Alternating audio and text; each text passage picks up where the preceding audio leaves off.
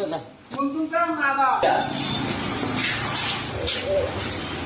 मामो तुम्हारा दुकान में आया है लाने के लिए, तो आप क्या साबित करते हैं?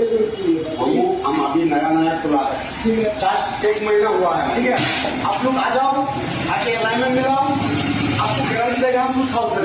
ठीक है, आप 2000 चलाने हो गया, 1-2 महीना भी बाकी है, फिर गाड़ी लेके आओ, उठाओ, चेक करो, अगर अलाइनमेंट खराब हो गया तो तुम्हारा मामू है ना, दोबारा से ठीक कर देगा। ठीक है, से तुम्हारे तो पैसे नहीं लगेगा ना? नहीं, पैसे का कोई बात ही नहीं होता है। यही बताना चाहते हैं आप लोगों को, तो दूसरा तो आप 2000 दे रहे हैं ना? हम 2000 दे रहे हैं।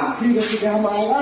और हमारा साथी लोग भी है, तुम लोग भी इधर आ जाओ लोन मिलाने के लिए, क्योंकि दूसरा जगह पे 1000 देता है, लेकिन इधर 2000 दे रहा है। आप पूरा घुमा कर फिर एक बार आओ चेक करवाने के लिए, दूसरा बार आपको आउट हो जाने से फ्री दे देगा, कोई टेंशन नहीं है। और वीडियो ज्यादा से ज्यादा शेयर करो, लाइक करो, कमेंट करो।